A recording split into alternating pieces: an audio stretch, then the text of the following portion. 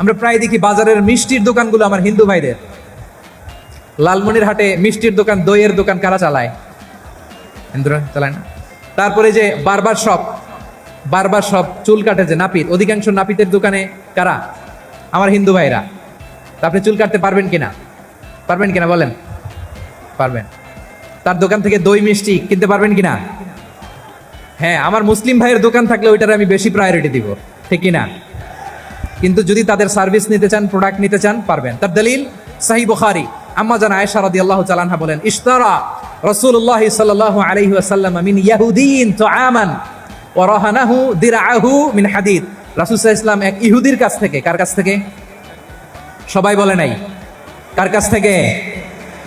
আমার নবী, পেয়ারা নবী এক ইহুদির কাছ থেকে জব কিনেছিল, জব, বার্লি, যেটা দিয়ে রুটি বানায়। ওই জবের দাম দেওয়ার টাকা পয়সা নবীর কাছে ছিল না, ফলে নবী ওনার একটা পোশাককে মর্গেজ রেখেছিলেন, মর্গেজ, বন্ধক, যে এখন এটার দাম দিতে পারবো না, কয়েক কেজি বার্লি নিয়ে যাই আর বন্ধক হিসেবে আমার জামাটা রেখে গেলাম, যেদিন দাম দিব ওই দিন জামাটা ছুটাই নিয়ে যাব। সুবহানাল্লাহ পড়বেন না? বাকিতে নিছিলেন, বাকিতে। দিরআহু মিন হাদিদ, লোহার তৈরি বর্ম, মানে যুদ্ধের পোশাক, লোহা দিয়ে বানানো। বিষ্ণুনবী বললেন, কয়েক কেজি জব দাও, টাকাটা পরে দিব, এখন টাকা নাই, বন্ধক হিসেবে, মর্গেজ হিসেবে আমার জামা রেখে গেলাম, যখন টাকা দিব জামা ছুটায় নিব। আওয়াজ করে বলতে হবে সুবহানাল্লাহ। এ থেকে বোঝা গেল অমুসলিমদের সাথে ফিনান্সিয়াল ডিলিং করা যায়, অর্থনৈতিক লেনদেন করা যায়, কেনাবেচা করা যায়, প্রোডাক্ট কেনা যায়। এমনকি আমাদের মসজিদে নববীতে বারান্দায় আপনারা একটা অটোমেটিক ফ্লাইং আমব্রেলা দেখছেন?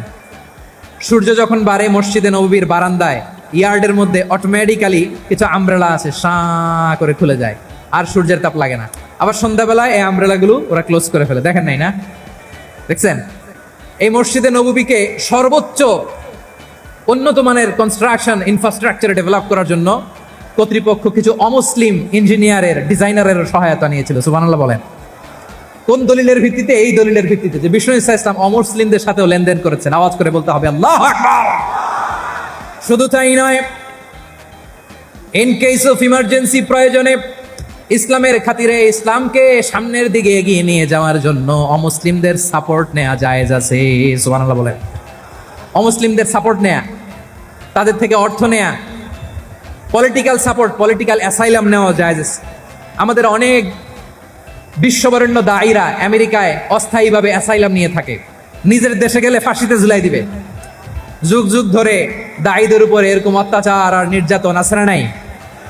মিশরের অনেক দায়ীরা পাশ্চাত্যে যেয়ে থাকে, এই যে তারা পলিটিক্যাল অ্যাসাইলাম নিয়ে থাকে, রাজনৈতিক আশ্রয়, এটা জায়েজ আছে না?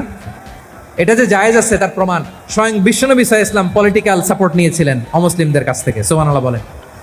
খুব মজাদার একটা ঘটনা, শুনবেন? আপনাদের আগ্রহ দেখে তো মনে হয় না শোনার ইচ্ছা আছে। আছে আছে? গলায় জোর আছে? লিল্লাহি তাকবীর।